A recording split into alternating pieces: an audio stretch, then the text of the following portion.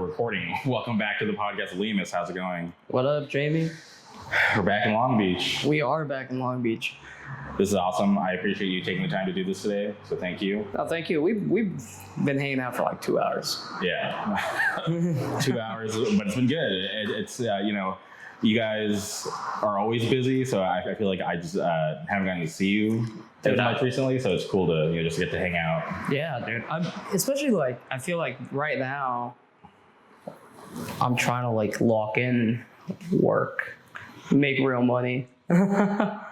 Okay. Real money. What about touring? I feel like touring is a big part where you can make money doing your band. Dude, I don't know, but that's the thing is like, I don't know, we're not in a position where we're making money like that.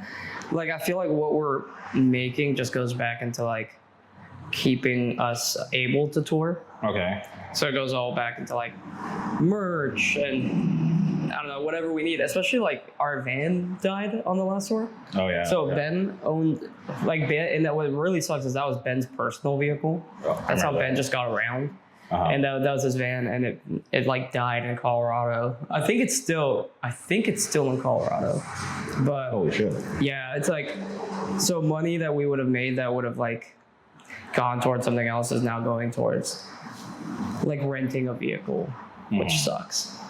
It sucks, but it's good that you guys are able to, not have to like dip into your own pockets. Yeah, the band's like at this point, like self-sustaining. Yeah, 100%. At least right now, it's like we're able to like keep it afloat just without having to go into our pockets too much, which is nice. And since the last time you've been on, like, I feel like the band has just grown so much. You had a 3-song release, and we're now just days away from your full-length LP coming out, which is insane. I just kind of want to, start, back when you were still on New Morality Zine, putting out that 3-song record. Can you talk about, that period of the band? Yeah, so obviously the last time we spoke, we had just put out It's What We Do, the EP. Yeah. We put that out through New Morality Zine. Shout out Nick. Nick's awesome. Honestly, it's like, I don't know. Everything we've ever done has just been like what we like, and we're just trying to have fun. And it was cool. I didn't expect I thought we were going to get made fun of more than we did, to be honest. Really? Yeah, of course. It's kind of silly music, but it's just like for fun. And I didn't really expect people to like it as much as it seems like they do. And so I'm always like thankful when, I don't know, we go anywhere and people are like into any of those songs or any of the songs we put out now. But after that, I felt like steam started picking up. Also, like then we started like, we put that out in that summer. Then we played For the Children in December of that year. 2023, I think that's when that was. And after around that, in between that time period, we got asked to do the One Step Closer, Anxious Koyo trio tour. The first time they did it. Yeah. So we joined up with them for 2.5 weeks, and by that point we had already started writing and recording the 3-song EP. I think it was already completely recorded. Yeah, because on the way to the trio tour, we put out the first song since that season. Because the goal was always to like put out one, and then a couple months to like a couple weeks later, put out the second song, just to like have something to drop in between. Just as we were like, because we had already started writing a full-length record, we just didn't know what we wanted to do yet. And we didn't even know we were going to be able to like afford to make a record. We thought maybe we'll do another EP, just because like we record with our buddy Zach, and I love him, but he is so expensive.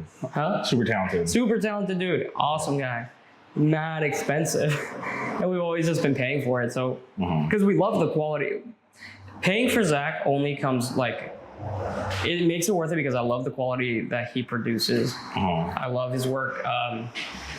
And he's such a good hang. Okay. That's very important. Yeah, very important. He's such a good hang. We hang out for hours. I think there was one day, especially on the recording process of this record, where we had to like lock in and be like, no, we have to get work done. Yeah, we got too much hanging out. We're just fucking her off. Yeah. We're going to Trader Joe's and shit. Like, I want to give. I hope he's the one responsible for it, but like going from like the demo to it's what we do, just like I feel like that's where I felt like you like leveled up so much as like a singer. Oh, thank you. Because the demo, I was like, okay, this is cool. This is like the first thing. But then when I heard your vocals on that EP, I was like, is that even Lemus? So like I'm happy that you guys are like stuck with him because I feel like he's been pretty integral like to your guys' sound. Yeah, I think especially from the demo into that EP, it was on the demo. I feel like I don't know. I was like trying something. Okay. That was like not as natural as what I'm doing now. Mm-hmm. And then I started just doing what I do now in that time period in between. And then obviously playing shows that I'm just like practicing, working on it. Yeah, kind of finding your voice. Exactly, finding more so like what I want to do. But I will say working with Zach, I felt like he was like, oh, you do this a lot. I think that's cool. You should like, don't try to like not do it. Mm-hmm. I don't know. He definitely made me feel better as a singer, and I learned a lot from him in general about just like writing music. I feel like every time we go to him, we're always like discussing. I don't know, he's a great songwriter, and so we'll kind of give notes back and forth. And I think every time I feel better, and like I always keep that in my mind the next time we go into writing.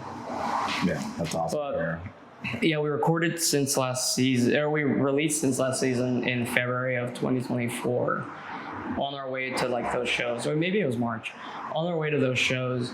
But after that tour is when like I felt like that gave us more steam too, because it gave us an opportunity to play around the country with like bands that like people really care about. Dude, I got to see you guys at LDV. That shit was crazy. Yeah, you did. I forgot you were there. I know. I was just randomly there, and then because like I knew the tour package was coming through, but at that point it wasn't announced that you guys were playing, and I was like, man, they should just carve out some time for them. It makes sense. They're on tour. It's not like that crucial. Shit always runs behind. Like they could figure it out. But I'm happy that the bands, shaved off some of their time from their sets to, give you guys enough time to run a quick set. Yeah, that was really cool.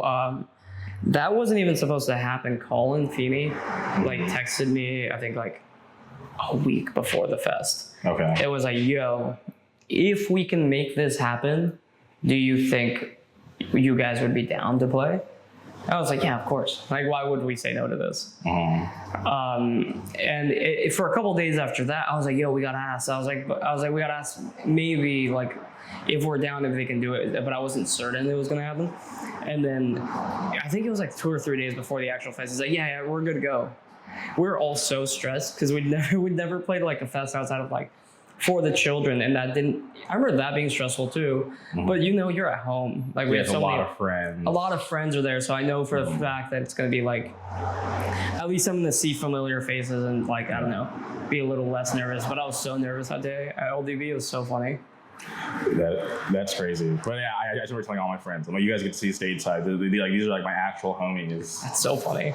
Yeah, but I feel like that EP was like really important because with each release, I feel like you guys just keep, growing as a band, but like leveling up your sound as well, which I'm just like, every time I was like, I don't know how they do it. Because I remember you guys played Program, and it was the first time you guys played 30 Mile Stretch.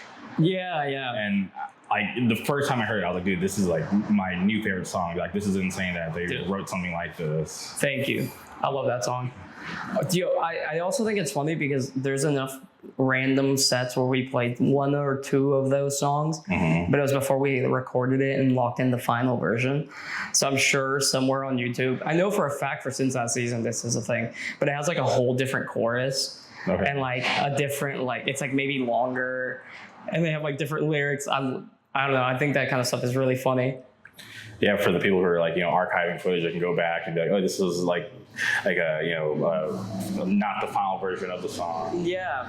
And again, that goes back to like when we go to record with Zach, we typically will do like pre-production with them, and we'll sit down and we'll bring him like our songs, and he'll be like, he does the producer thing, which I really appreciate. And I really appreciate like that, like, third party perspective, because I feel like when we're writing music, and I'm sure everybody is this way when they're writing, but you get so into like the thing you're doing because it's yours, like, right? It's like you're creating it, and then you get really married to something. Okay. And we pull up to him and he's like, this part is really cool, but I really don't like this section. He's like, why is it so long? Or, give critique on like different parts, whether it's like vocals, lyrics, the guitar part, drums, like, and he'll kind of help us like trim the fat and be like, maybe shorten it, you know what I mean? And I think that's really cool. It actually came into play because on the record, there's a re-recorded version of Bitter Spring, but we kind of rewrote the song a little bit. It is slightly different from the original. And I felt it was us writing it the way we would today, which I think was fun. Okay. It was to take something we'd already done and be like, something that we wrote in the beginning of 2023, like what could we do 2 years later, like with all the experience and everything, like the way we've grown as a band and like how I like to write, how everybody wants to, like what do we want from this, and make it a better version of that. And not to get too far ahead, but since you brought it up, you guys brought back Bitter Spring, but I'm curious, out of all the songs on the demo, like why that one and not any of the other ones? Well, one of the ones on the demo is a Jimmy Eat World cover. So we didn't want to redo that. And I like Bitter Spring more than I like the other one. I think that's probably why. I think we all like Bitter Spring more than that one. That song, Lock It When You Leave, it truthfully feels... I mean, that whole demo, obviously, we were just starting and we just kind of like wrote 2 songs together for the first time. It was really fun. But that's probably one of the songs that we look back and we're like, oh, I wish we could have done more with it, but I don't want to. Just let it rest.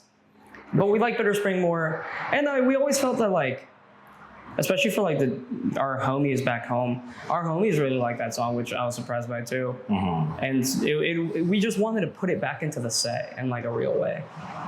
And give it an opportunity to shine, because now that more people listen to us, not just like our like 12 friends back home, like I want people to be checking that song out. Because most people are probably not going back to the demo and listening to that, because you hear the audio recording quality and you're like, oh, this doesn't necessarily like hit. Yeah, for me, being like a longtime fan, it's cool. Like, oh, there's like a nice treat. Bringing something old, but kind of giving it new life. Dude, I always love when bands do that. I think this is the exact example I might have used when I gotta say, I think it was Kai and Eric who first pitched bringing it back. Okay. But I think when we were like talking about it amongst ourselves, I used Trapped Under Ice as an example.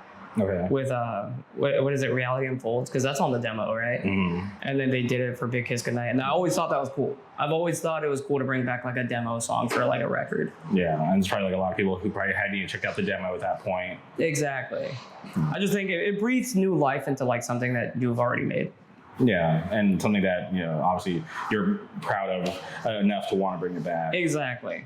Yeah. And I think I don't know, I just love stuff like that. Yeah, because there's some bands where like they'll just bury their demo, right? Like it's not on streaming services nowhere. You got to have like the physical if you want to listen to it. Yeah, which I will be honest, I think we are going to take off the demo from streaming. Okay. Just because, again, it's like we have a re-recorded version of it, and that's all we need. That's all we need. Yeah, and the other song's not going to make the set list. Yeah, that song's not. We're not going to play that one. Okay. Right. And again, it's like I love Ben. Ben, if you listen to this, because he recorded it, okay, and he mixed it, and at the time, I really did not want him to mix it. Okay. I remember like there was like a point of contention where I was like, let's just get somebody else. But he's gotten a lot better. Yeah. He's like recording. I feel like he's gotten like busier, or maybe just more public with the bands that he's been working with, because it seems like he's doing a lot with his studio. Yeah, exactly. So Ben's like, I think that was like one of his trial runs. Okay. And it surely like, it didn't sound like I know it didn't come out the way he wanted, and it surely didn't come out the way that we wanted. But he's gotten so much better at like recording and mixing and stuff. So it is also cool though to like hear it as like a timestamp for like the kind of quality of work that he's made. I think that's fun. Okay, well, you listen to it while you can. Yeah. That's funny, but cool. You guys got. I feel like everything after that is like strong enough where it's like the demo won't be missed that much. Yeah, that's what I'm saying. I feel like the only people who like, and that's kind of again like to bring back like why we want to do Bitter Spring again is like the people who are listening to the demo in the first place were just like our homies from here who probably liked it. But now as like the band has grown and as we've gone to like tour and travel more and like the opportunity to play for people throughout like the country and shit, which is like awesome. I want those people to be able to hear a version of that song, but maybe, you know, again, it's like a new and improved version. Yeah. The only sad thing is I really like the cover because Kelly, picture of Kelly.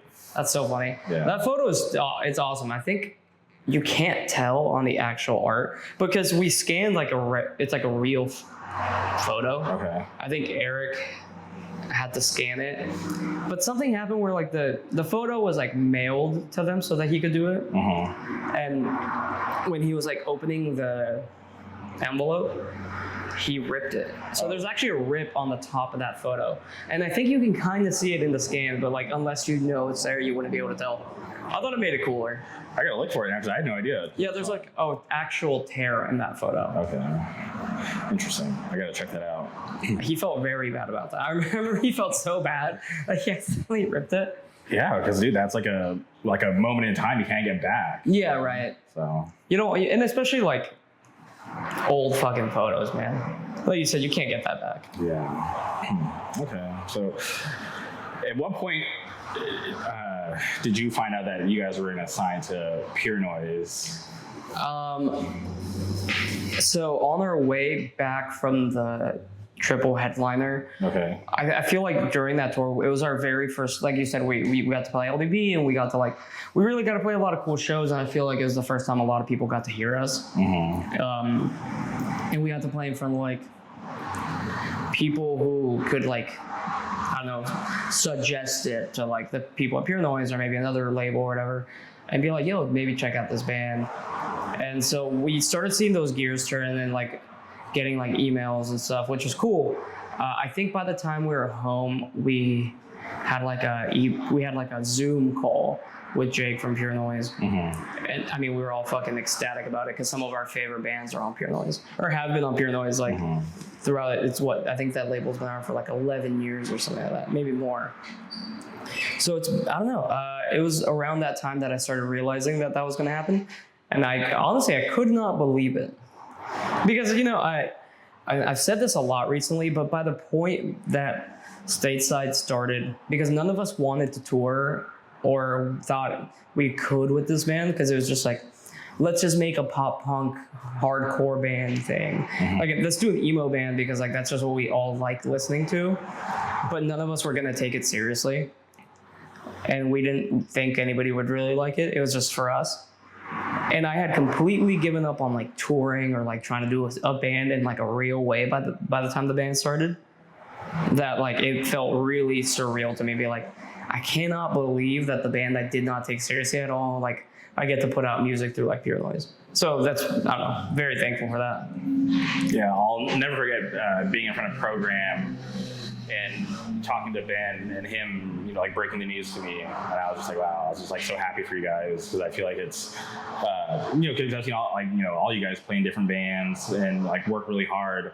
So for something to, finally, I feel get the proper recognition and you guys, are signed to a major label, I think that's pretty awesome. So I was really happy when you told me for the first time. Yeah, dude, I'm ecstatic.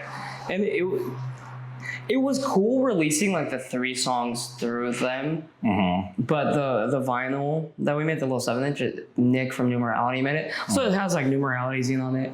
Recently I got to see the actual LP record and hold it.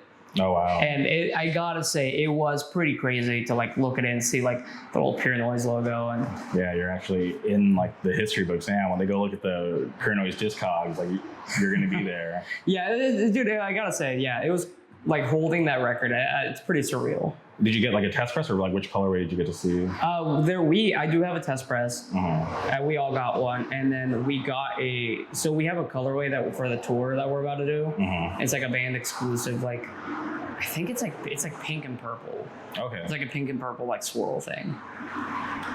I I can show you later. Oh yeah. I have a photo of it. I'm very curious. You know, I texted you the other day and I told you. Yeah.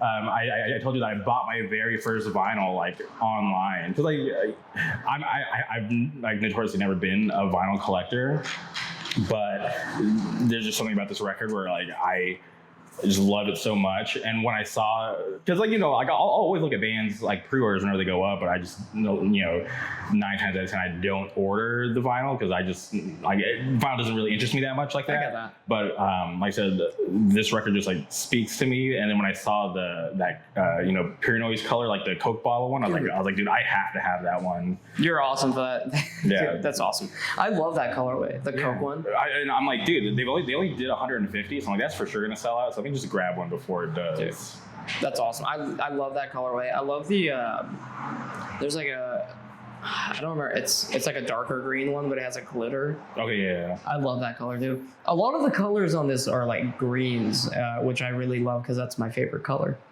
Interesting. Okay. And that wasn't because of you, or that just no, that is by chance. I think because they came up with it. They sent us. I don't think we had much input on like the color. Because I think the very first thing they sent us, we were like, "Oh, that looks great." But if I had to take a guess, I would imagine it's because like the album art, it's on that hill, so it's like all green. Yeah. If I had to take a guess on how that works, but I don't know for sure. Okay. There's been like various points in time where I'm like, wow, I was like, I think these guys are really gonna make it. And one that really sticks out is that time I got to see you guys in Pennsylvania. Remember that crazy show? The terrible one, right? The terrible show. That was a horrible show. But there was like that one kid that came out and was like, yo, like I you know, a huge fan of Stateside. And I'm just like, I thought only my friends like Stateside. Who is this guy from like another state who wasn't even from the area? He drove out to see you guys. So I was like, okay. I was like, I think they're onto something. So that was like the first time. So funny. And then like the second time was in between like you guys like announcing you're signing to Pure Noise. I you know, have a friend, I don't think he wants to be named, but have a friend who does like a pretty prominent hardcore label. And, you know, he always expresses to me how much he likes Stateside and was really bummed that he didn't get a chance to put something out for you guys before you got to like the big label, because now it's obviously going to be harder. And I was like, wow, I was like, this guy really likes him that much. I was like, okay, like I think they're definitely catching on, because like I was very surprised that this like hardcore dude who runs like I said, that runs this prominent label was like so into your music. But I was like, this is cool that like, you know, people are starting to get it. Yeah, dude. I mean, I'm thankful that anybody would like it. You know what I mean? Mm-hmm. Again, it's like, I don't know, when you're putting something out there, at least I hope that you're doing it for yourself. Mm-hmm. So it could be nobody except like 2 people, and if they rock with it, then I'm like, thank God. Yeah. You know what I mean? But it seems like honestly, I feel like every time I see you guys, I'm like with every show, there's like less people that I recognize that are coming out for you guys. So I'm like, damn, these guys are definitely growing, which is a good thing. Yeah, of course. It's like, that's something I noticed recently too. We played LA, we played the Echoplex on that tour, the Anxious and Ultra Q. And we had so many people I recognized that were there, that friends like hanging out and having fun. But they were like in the back singing. Like I could see them like behind the people that were singing along. Like they were having fun. And I was like, oh man, before they were the only people who cared, which I'm stoked that they still come out. Yeah. But now to be able to see like, you know, like, wow, it's like I actually have fans. Like I don't know these people. Like that must be a trip.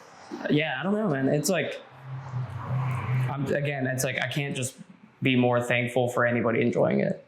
So I'm always stoked when people come up and like say something too, because I don't know, like I'm just thankful that like I've had people like come up and be like, oh, I really connect with like this song. I'm like, really? You know what I mean? You're like, oh yeah, because obviously it's you know, normal for you because you were a part of the creative process, so you probably like, you know, this is like a product of you. But for someone who like you don't know to come up to you and like, you know, identify with it, yeah, it probably is a trip. Yeah, dude. I mean, like, okay, so I think this is really funny. I think because now like we're like rolling out the record, right, and like we're putting out, you know, we're putting out like I think our very first full piece of music through Pure Noise. I don't know how this is happening. It must be just because they promote it a bunch. But I've had like normie homies of mine hit me up that they've like discovered the band. And I think that's really funny. Oh, and they didn't know you did music? No, they had no idea. Like, it's just like, or maybe they did know, but they don't care. They're not like involved in like the music scene, and they don't go to shows. They're just like regular, non-hardcore. Yeah, they're outside of our bubble. Yeah, they're outside the bubble. You know what I mean? Like, it's like friends I know that go to like Lightning in a Bottle. Like, that's like their outings. It's like they go to big festivals, or they go see Pennywise, or they go. They don't like really alternative music, and they're hitting me up being like, "Yo, I didn't know your band was good." And I was like, "Oh, I'm glad you think so. Yeah. I didn't know you would even enjoy it." Like, so I've started to see like it becoming more accessible to random friends in my life, which is really fun. Yeah, if I'm being honest, like, I had anticipated like the record. Like, I was like, okay, like I have to like it because I've liked everything so far. But I was always reserving judgment because, you know, I remember having this conversation with Eric at program, and I was asking him about the record, and this was like still pretty early on, and he just, you know, told me that it was like a, you know, like a sonically, like, you know, like growth in the band, but not too far from like your current sound. So I was like, okay, that sounds fine, but like I gotta hear it. I might not like it. Yeah. But when you put out the first single, I was like, okay, I think they're onto something. Like, this is like what I love. Like, you guys, I feel like nailed it with Stay Sweet, and thank you. That, like, for sure it's going to be in like my top 10 for Spotify this year, because like I've listened to that song so much. It's insane. Thank you. I love that song. I'm very stoked that we were able to get Joe to sing on it, because he fucking killed it. How did that happen? Because I you know, obviously I know you guys, I don't know them, but I know Knucklepuck. They're, you know, awesome band. I've seen them plenty of times. Yeah, they're awesome. I was just curious, like, how does he come into play? All right, I will not say this on the podcast. I'll tell you later. Okay. Just because it's like, it's lore, but like, I don't know. I don't want to. It didn't happen. It didn't happen. So I think because of that, it's like not worth the mention. But there was somebody else from another band that I love that I was trying to get the singer of that band to sing on this song. Okay. And I went about it like maybe not even the right way. But again, it's like a legacy band. So it's not even somebody that I know. Yeah. I know personally. But I just DM'd him because I was like, you know what? The worst someone's gonna say is no, or like not respond to me, and they think I'm annoying, and I don't care. Like, again, it's like the worst. They're not gonna tell me to go die or some shit. Like, they're gonna just like not respond or say no. But he actually did respond, because I hit him up. I was like, "Yo, what's up?" Like, yeah, like on probably some cornball shit. It was like, "I love your band." Like, it really meant that your band like is a huge inspiration on my band and like what I want to do. And it'd be really cool if you sang on this song. And he seemed really interested, and I think it just happened to be like schedules didn't align, because this dude has like a family now, and it's like, and his band is like doing stuff again, which I think is cool. Okay. It's fucking, actually their new song is really good. I'll tell you later. Okay. So it wasn't one of the situations where like, wow, this guy's a dick. They actually like responded. They responded, yeah. I thought it was awesome, and like, but it ultimately didn't end up going anywhere. But I knew, like, the spot in that song that Joe sings on, I knew I wanted someone to sing on it. Yeah. And then the next choice was Knucklepuck, because I don't know, everybody loves that band in our band. Yeah. And it just like, the conversation started. We had already met John from the band. We hadn't met anybody else yet. And I think we were at Zach's studio, and we were like, yo, just like, again, same thing. It's like, let's hit him up. The worst he can say is no. And then it just doesn't happen. And ultimately he was down. And I think Joe got it done in like less than a week. Okay. Less than a week we had his performance down.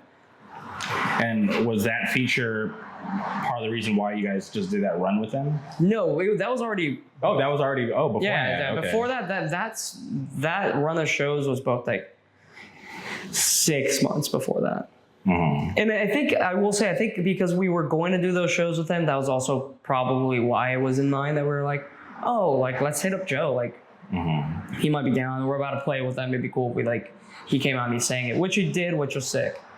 He did come out and he wanted to sing it both nights, which I thought was very fun. Yeah, because he actually cares and likes his part. Because I know people who've done features and they just did it for like money or for whatever, and they stay away from when it's their turn to sing that part live. Yeah. I'm just stoked that he was down. And when I saw that you guys were doing those shows, I was like, wow, these are some pretty big venues, and I know that there's probably going to be a lot of people who listen to Knuckle Puck but might not be familiar with Stateside. So I'm like, hey, this is going to be a really good look for them. Can you talk about what that experience was like playing those string of shows? Yeah, I will say I totally agree with that. I think, Knuckle Puck is such a big band. And one, I think it's cool that at their this long into their career and how, I mean, they could take anybody out on these shows. You know what I mean? Yeah. They could take only bands that are of their level and their era and whatever, But yeah, I thought it was cool that they wanted to have us on some shows as like a newer band. And, that's cool. It gives us, just like you said, there's a bunch of people who love that band who were not familiar with us at all. And I got to really see, especially because, I go to the merch table after the shows. I'm out there fucking professionally slinging shirts, a t-shirt salesman. Okay. And I got to talk to people who were like, I've never heard of your band before until today. And it's funny because it'll be people who are somehow so unaware that we're even playing the show. Yeah. They bought a ticket, looked at the flyer, but did not read anything but Knuckle Puck and Honey probably, because I know a lot of people like that band too. Okay. They're much bigger than us. But it was really cool to experience that, people being like, I've never heard of you until today. And I thought you guys were sick. I want to buy a t-shirt. I also will say the kind of people that go to, I think, shows like that love buying merch, which is fucking dope. They just got a ton of money to spend. Yeah, because none of them are, they all got real careers and shit, well-adjusted individuals. Yeah, well, you got to think maybe Knuckle Puck, kind of slowed down. And maybe they did too because their favorite band wasn't coming around. So now that they're back, they're all right. Let's go. We probably haven't been to a show in years. We're back. Let's buy stuff that we haven't seen before, things that we didn't know we were into. Yeah, those are concert goers. You know what I mean? That's a concert goer. Yeah, it's always I always kind of chuckle when I go into those kind of shows because obviously I love the gritty, the DIY, the hardcore shows, right? Everybody's on each other. You gotta watch out for the divers, the spin kicks, anything could happen at a hardcore show. But when you go to these very professional shows, I'm just like, wow, there's no threat of anything. We're just here. Yeah, those are concert attendees. Yeah. And I feel obviously way more comfortable in a DIY space than I think I ever will playing something like the House of Blues. I just wanted to bring up the House of Blues because I had this memory of going to see Anxious, at the House of Blues in Anaheim, and for them to shout out Stateside. Oh, when they play with the Wonder Years. Yeah, when they're on that Wonder Years tour, and for them to shout you guys out, because you guys were still on the come up, right? For them to just make sure to do that, especially at such a prominent local venue where a lot of those people that were there for that show would be your fan, I think knew about you guys, and then fast forward to you guys are now on that stage. I think that's just really fucking cool. Yeah, it definitely felt very cool to play that venue, and I was actually at that show when they shouted us out, and I thought that was very nice of them. Because I didn't really know those guys at the time. I think Eric was friends with them already. No, I know he was already friends with them. Yeah. I believe Eric and Ben had already hung out with them a bunch, but I had never met them by that point. So that was I remember being like, oh man, that's really kind. Grady's awesome. Yeah, because they didn't have to do that. No, yeah. But the fact that they did, I just thought that was really cool to do that for you guys. And I always respect. I've always been such a fan of when bands put other people on, right? Because anybody who's lucky enough to get on a stage and a bigger platform or whatever, that they can speak to more people. To put on for your friends is ultimately the coolest thing you can do. Yeah. It's like make sure like that like people go check out your friend who just put out that demo you think is sick. With that, you know, I mean, with that said, I don't know if anybody cares about Stateside who watches this, but if you do, you should listen to that new Pop Free EP because that's probably like my favorite like rock adjacent music to come out of like Southern California in like forever. Yes, shout out Pop Free, shout out Jake. Jake does my hair. Yeah. He's a good friend. You put me on to Jake. Yeah, I did. You remember you were trying to send me to Jake, but I didn't want to go to Jake because I didn't know Jake. I only knew you. Yeah. So I was like, I was so hesitant. But then when I met Jake, because I ended up booking Pop Free, I was like, I was like, you're Lemus's friend, and I was like, okay. I was like, I'll give him a shot because he's a really nice guy. And then since then, he's the only person that's been doing my hair. Yeah, you know what's funny? I was just talking about this the other day. Okay. Because I work at Paul Mitchell, the school. I work at the hair school that I attended. Okay. And when I was going to hair school, Jamie was coming and you were getting your hair done by me. Yeah. And you know, we were doing color for your hair, and I don't like color. I don't like doing color. Like, it's not something that I'm very skilled at. I don't really have a great understanding of it because like it's harder than it looks. It really is all about like knowing formulas and shit, and like that's just not my style. So shout out anyone who can do that. Okay. But when I got out of hair school, you were like, yo, can I still come to you for color? I was working at a barbershop, and straight up I was like, no. Well, I was like, I don't think I can do this. I just didn't have the product. I also didn't have I wasn't willing to do it because it's just like not something I'm very skilled at. And I was like, but I swear, Jamie, I have a friend who's so good at this. I bet you he's gonna kill it. Well, before Jake, there's one moment where there was like some girl that was at your shop. Oh, Mia, remember? yeah. Yeah, but she was gonna do it, but then she couldn't because like scheduling. So then at that point, I felt like hopeless. But yeah, I'm just so thankful that you put me on to Jake. Not only because he's good at what he does, but because like I've got to find a cool friendship through that. Yeah. With him. And dude, Jake's awesome. Yeah. Very multi-talented individual. Yeah, and super down for music. And Very about DIY. Yeah, and I feel like Pop Free is like slowly catching on. The music's always been good, but I feel like their issue was just visibility because they weren't consistent with playing shows. But they just got signed to NMZ, put out the new EP. They just did the run with Spirit Dive. Yeah. So shout out to Miro. Shout out to Miro. Shout out Long Beach. So as long as they continue this momentum, I think they'll be fine. I think so too. Especially like I know that I won't go into like all of their business, right?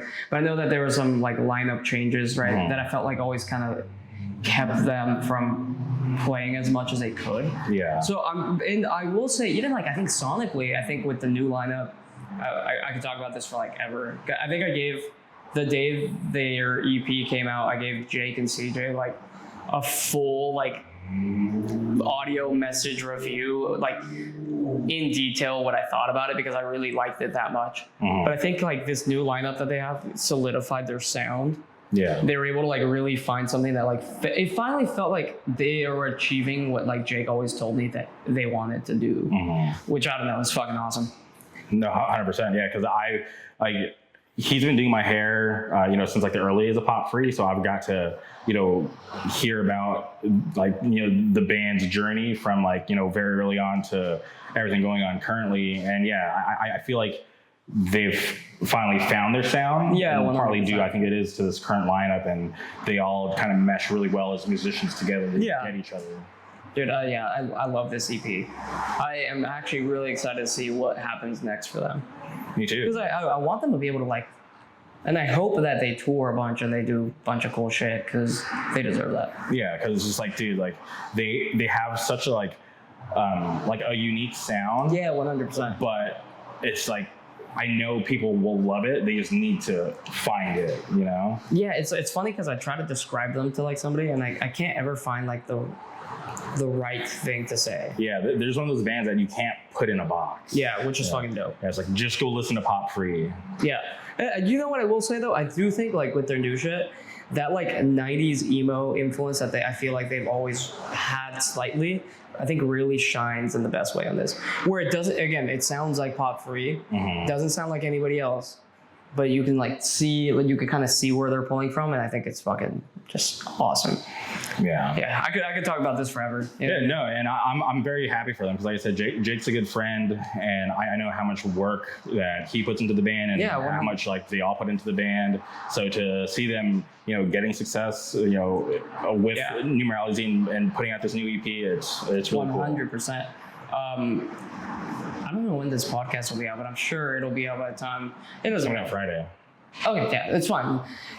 It's coming out Friday? Yeah. Oh shit, like the day the record drops. Yeah. Wow. Yeah. That's fucking cool. That's why we're here. All right, well, I'll say it early. Okay. Because this is gonna announce on like the 17th or something. Okay. But I don't care. Okay. But because we're doing we're doing some release shows. We're doing 2 release shows in July, which I'm super stoked about. Okay. And Pop Free is playing one of them. Awesome. Hell yeah. Pop Free is playing one of them. We wanted to put like our favorite like hardcore and like adjacent bands on it, like in both. It's one here in Long Beach where we are from, where I live, in a spot that like my buddy Amiro has been throwing shows at, because Amiro's the GOAT. He's been really building up the scene here in Long Beach, really putting in the work. So we're doing it here, and then we're doing one in San Diego. And is that because I know you have like ties down there used to be in like Serenity? Yeah. Is that why, or is there like other reasons why? No, that's really I felt like because I was so close with everybody in San Diego, and our drummer Kai was too, that when we first started the band, we would go and play San Diego a bunch because we just like that's where we could get a show at because our friends were there. And ever since then, we felt like a really strong tie to that place, and we played some of our earliest shows at the Che Cafe, and it just felt right to do a release show down there and to play with our friends and like play at the Che again, the way it's at the Che, which we haven't been able to play the Che in almost 2 years. We haven't played the Che, and it feels like way too long for us. I watched the music video for All in Red last night. Yeah. There are a lot of San Diego homies in the music video now that I'm thinking about it. Yeah, there's a ton of them. Yeah. Funny enough, we actually just filmed a music video. It comes out on Friday for Ali's song. Okay. And it starts off at that house that we did the All in Red one. And really? Yeah, it's supposed to be like a nice nod to it. Yeah, Brandon, who owns that, he rents that house. But he's in the video. He's the main guy in it.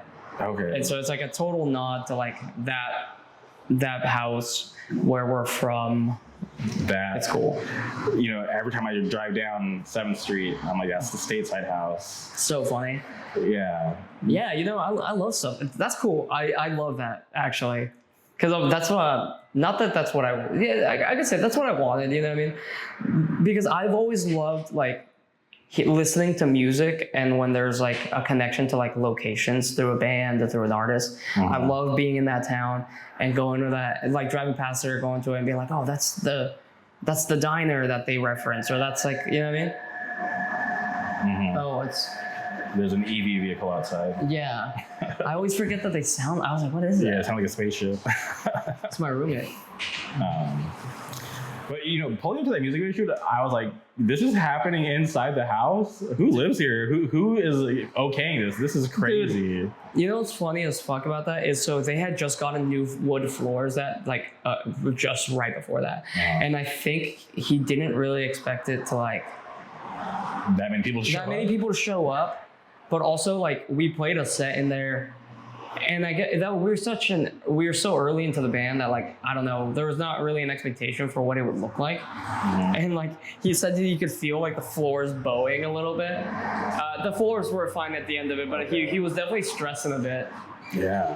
It's funny to go back and watch, and like me seeing people that I didn't really know well back then, but I know now. I'm like, oh wow, I didn't even know they were there. Yeah. And Miro's in it. Miro's in that video too, which I feel like. Yeah, he's in the new video too. I was gonna say, I only know that you guys shot a new music video because I was talking to him that day because there was he had booked a show that day. Yes. And he was like, "Yo, I'm at the Stateside video shoot." I was like, "Oh, they're shooting a music video today. That's awesome." Yeah, it's like, Emiro and I were laughing about this too because we obviously put out that video for Stay Sweet. We had to film that when we were in Nashville. Hey, I was gonna ask you about that. Yeah, we filmed that when we were in Nashville because the song was gonna come out and we were gonna be on tour, and we needed a video to put out with it. And so our homies at Pure Noise were like, "We'll set it up. We'll figure this out. When you're in Nashville, we'll get like the people to shoot it, direct it, whatever." And Ash was fucking awesome. I think Eric just pulled up. Eric Larson. Oh, Eric Larson. I haven't seen Eric. So a surprise Eric Larson appearance right now. That's awesome. Look at him. He's reversing. He has a crazy long reverse. Yeah, why did he go like, he went 3 cars crazy. forward? This is wild. Come here. I hope he doesn't say anything insane. You know what I mean? So they set us up with the directors and everything, which they killed it. Yeah. But Emiro and I were joking about this and being like, there he is. He's about to realize what we're doing. That's so funny. You see him? You know what's happening. That's so funny. Eric, this is not planned, by the way. This is not planned. planned. I'm giving Eric a haircut, so it's kind of planned. But this is awesome. You gotta say what's up to the podcast. Yo, try this. What is this? It's a strawberry Coke from some country which I'm unsure of. Yeah, it looks like China. Ooh, It might be China. It has 43 calories, which is like really impressive. that's not bad at all. No, where is this from? Yeah, it's from China. Yeah, You're it's from right. China. Yeah. This is Chinese. Shout out to the CCP. Not really, but where'd you get that? Do you want to try it? Here, I'll try a little bit. Where did you get that? Okay, if you want to kill a second of time, Okay, strawberry. there is a liquor store. I'm putting you on. It's putting you on. Watch this. It's in Long Beach. It's called Loma Liquor. Okay. It's literally like 2 blocks from here. Okay. Loma Liquor. They have exotic snacks. And mind you, this place, I used to go there like 2 years ago. It sucked. Okay. It was like a really beat up, like having nothing ass fucking place. Like really, expired food was there. Oh. And I don't know if they got new management, like what happened, but it really got completely renovated. I went there for the first time in 2 years, like last week. And I was like, these motherfuckers got Chinese snacks. Sick. You know what I mean? Yo, that's where I got this energy drink that was like a protein milk thing. Okay. And it sounds gross. I showed you the photo. Yeah. It sounds gross. It was fucking good. Hell yeah. It was good as shit. Go. I was explaining right now. We're talking about The music video. the music video, doing it in Nashville. Oh yeah. Yeah, why weren't you looped in with your cable? That was my one critique of the video. No, your critique was the mic. No, no, it was 2 critiques. It was him Oh, having looped yeah. in and your mic. You're funny for that. Hey, wait, no, you're funny for watching that video. When you texted me about the video, I was like, oh wow, somebody actually watched this review. Jamie did a full YouTube review on the Stay Sweet video. Really? And Yeah. I saw that. That's so funny. And I thought it was so funny that I watched the whole thing. Yeah, my mind was blown that you watched it because you texted me about it. I think I texted you to answer your question. He asked some sort of question on there, and I, in real time, just like texted him as I was watching. I was like answering his questions. Yeah. I thought the same thing. I didn't love that the mic was plugged in. I didn't love it either. It was a situational thing. Okay. Yeah. It was the fact that they brought me a mic but brought me no cord, or I had a mic but no cord. It all happened really fast, and there was like not a whole lot of preparation outside of just what they could do. I mean, it happened in like the span of 2 weeks that it was chosen. Yeah. So, but to get to the point that I was just making was like, if I can do if for me, having like those reoccurring people from like the first video, the All in Red video, doing stuff for the newest video, is like, for me, it's like, if I can just have my friends be in it and like have fun with them, I'm gonna do that every time. If I get the choice to do it, I'm just gonna have my friends in it. I'm gonna ask like the people I'm hanging out with anyway to come hang out and have fun with us. Yeah, because the 60 music video was awesome. I like that video, but I think like the 30 Mile Stretch music video, that Dude. one, that one seemed like you guys had a lot of fun doing that. That's like the best. That's I always. Still my favorite. Mm-hmm. But the next one that's coming out is really, really good too. Yeah. Really sick. The 30 Mile one, I think, just like to me, has such a. It's really good. They have like an apple Fanta from China there too. I can't imagine what that tastes like. Probably good. And again, 43 calories is pretty crazy because a Coke bottle from the US smaller than this has like 115 or something like that. Yeah, of course it does. Of course it does. Shout out to the US, right? Yeah. Anyways.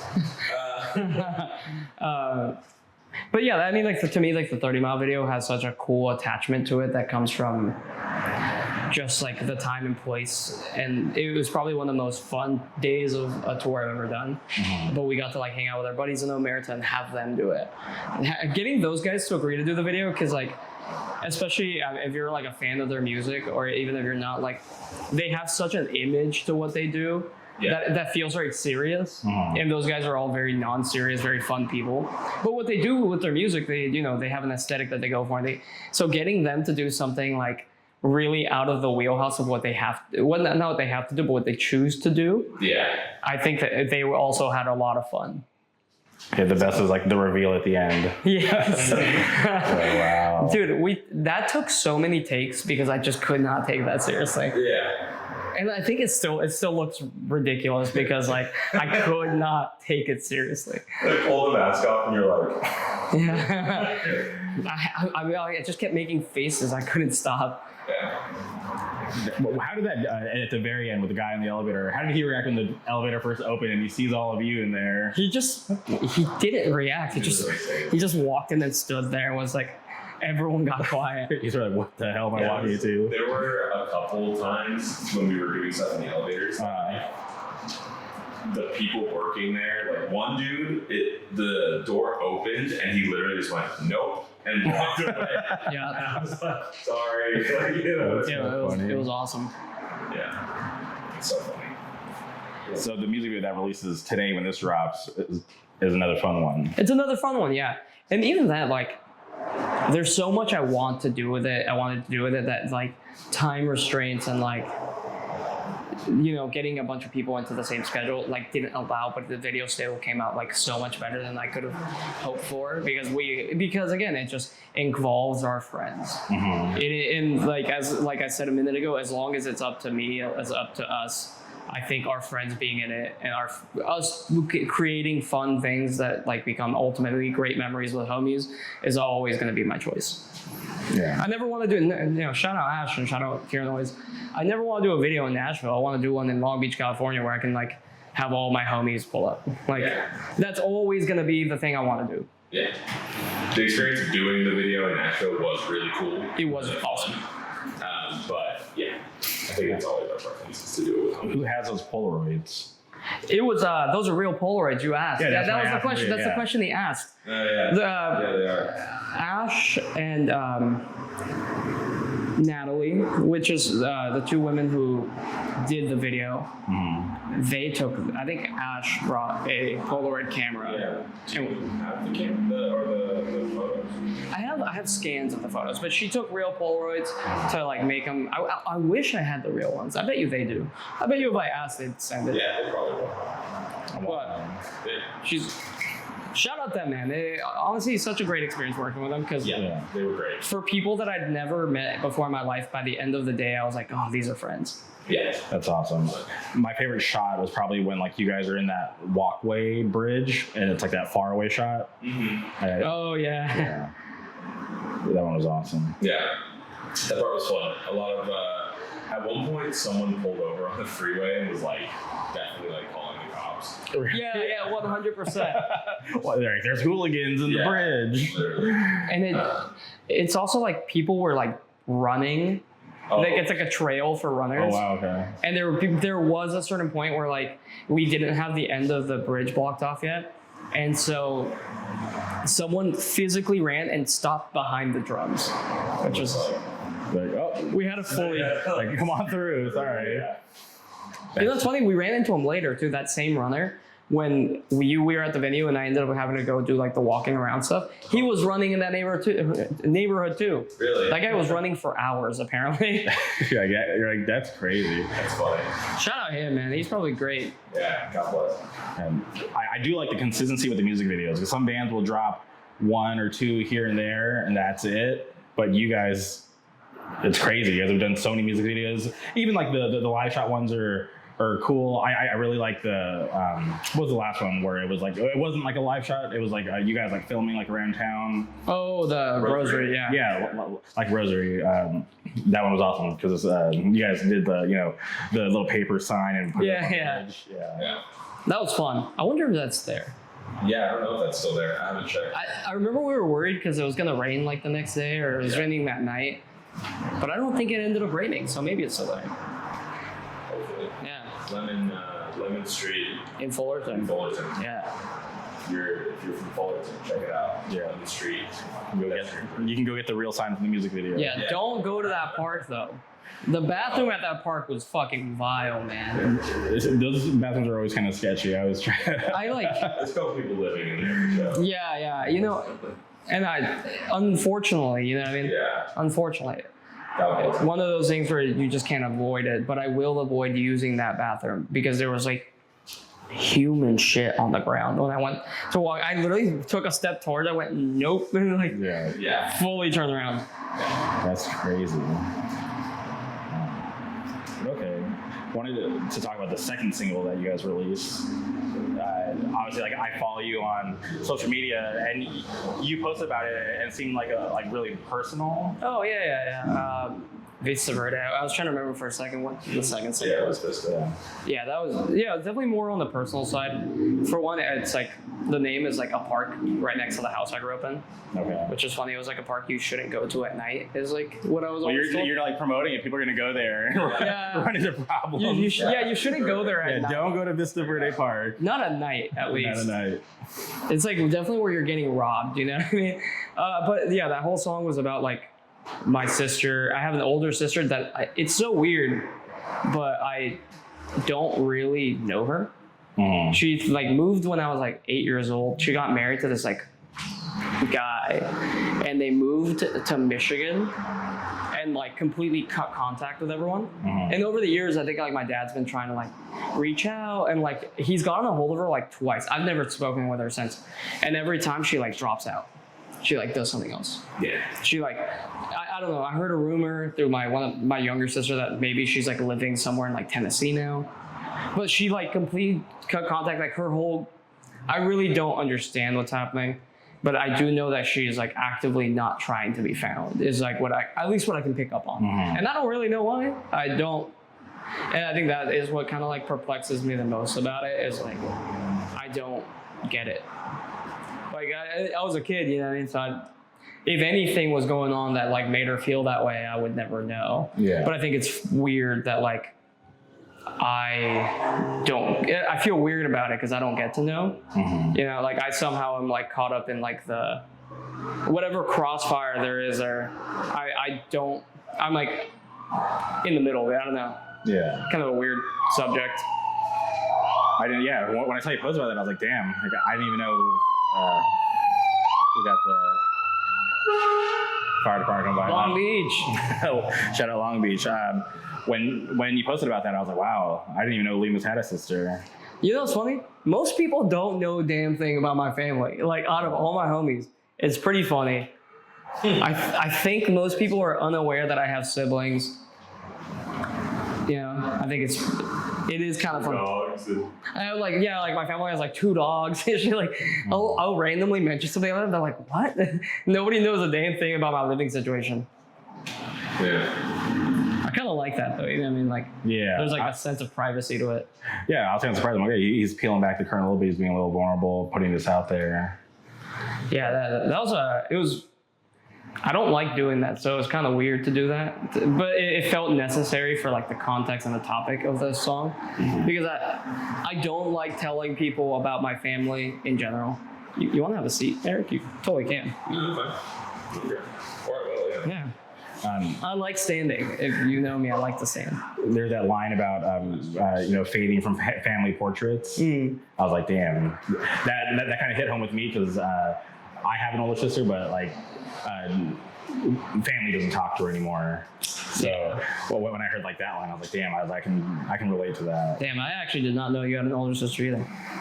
Yeah, no, she actually lives in Orange County. Oh, shit. It's a pretty crazy story, but we don't talk. And like the other day, her husband like added me on Facebook, which is like the weirdest things. I've never talked to this guy before because she's like a fan and stuff. Wait, she's like married. Her husband added you on Facebook? Yeah, that's weird. It's the weirdest thing. Yeah, so he's just sitting in the pending box. There's a lot of people in the pending box because like Facebook. I feel like if we weren't friends on Facebook before I stopped actively using Facebook, like I'm sorry. Everybody's just grandfathered in because like you can see like like all my family's there, so it's like pretty personal. So it's just like over the years I just stopped adding like random people. So when I saw that I'm like, this is really strange because like I saw like this random guy and I clicked into it and I was like, oh, this is like my sister's husband. I've never seen what he looks like. And she has like kids. I'm like, oh, like she has 2 kids. I'm like, this is crazy. Dude, yeah, I feel that. My older sister has like 2 kids that are like grown adults now. And that's like weird. It's hella weird. That's crazy. It's so weird. A while back, I was waiting at the DMV and I caught myself trying to play like internet detective. And I was like trying to figure out where they live. Or at least like something about them. And so I was like Googling her kids' names. And then like I felt so weird because I was going to like random fucking people's like Instagrams and being like, is this them? Be like, no way. Yeah. And just trying to like, I don't know. You feel like hella weird doing that. So I had to stop myself. Sometimes you're just curious, especially like, they're related to you. So yeah, hell yeah. I think it's funny though, because like especially with like the band and shit, we traveled through so many places that I'm like, what are the odds that like I'm in the same town or some shit? I don't know, weird shit like that. It like sometimes crosses my mind. I was like, I wouldn't even know like if this person could be a cashier somewhere we go, and I would have no idea. Yeah, it's kind of weird train of thought sometimes. Or they could be in the Stateside pit. Yeah.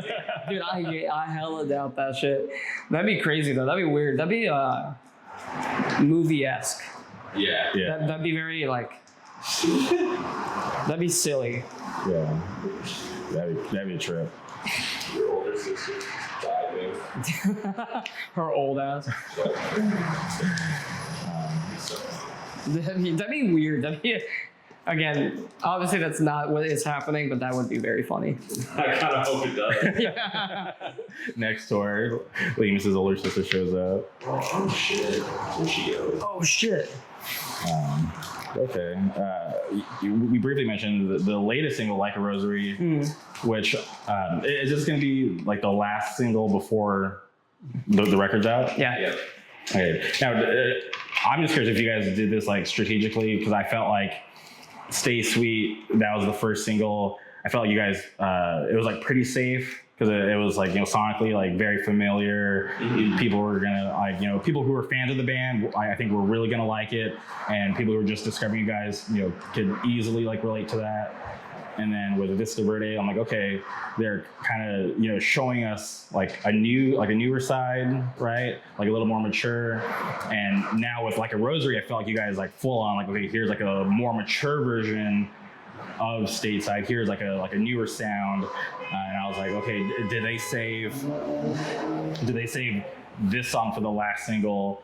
Did they kind of like work us up and kind of ease us into it? Which I love that song. I felt like when I first heard it, I was like, okay, this is cool. But then like the more I listened to it, I was like, I think I might like this more than the other two, just because it's like like such a newer sound, something that I felt you guys pulled off really well. Thank you. That's awesome. Damn, that is awesome. Yeah, that was definitely strategic. Yeah. On purpose. Like when we were debating like what songs should be the singles, there were a couple that were like that would make sense. That probably would have made more sense as singles. Because they're more like, I guess, they just sound more like what we've already done. But we really wanted to highlight that track because it is the one on the record that's like very different. It's the most different one on the record, I think. Yeah, one of like 2 or 3. Yeah. That are like pretty, not out there, but like just said, more mature. Yeah, it lives in the world of what we're doing, but it's just like a different take on the sound. Yeah. So yeah, that was definitely on purpose. Yeah. Okay. It was always single 3. Like by the time that we were talking about singles, like you said, there's a couple other choices, and then I think we were always like a Rosary is a single, but it's single 3. Yeah. It was always like that is like the 3rd single, because we're like we want that to be people. Hopefully people are already invested enough to want to check out single 3, and then they get hit with a sonically different song. Yeah. Okay.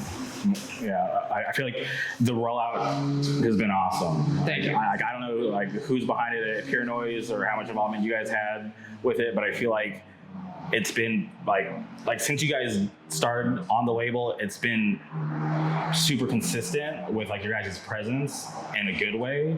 And I'm just like, wow, whoever's behind this did a really good job, because even leading up to the record, people listening to this today, the record's out now, but we're here days before. I feel like they did a really good job. It's got me excited for the record. Obviously, Lemus, you sent me the record early, which I'm pretty sure I told you privately, but the day you sent me the record, it wasn't even the final mix. It was like, I don't know, whatever mix. This is like mix 2. Yeah. I was literally going to bed. I had like a bad day, shit happens. And then I get this text, and it was from you, and it was like a Dropbox link. And I'm like, no way is this new Stateside. And I remember I clicked it, and sure enough, it was the new record. And I just stayed up and I listened to it. And I was like, wow, this is like turned my whole day around. This shit's fucking awesome. Damn, that's really nice. Yeah. Sorry you had a bad day though. We all have bad days.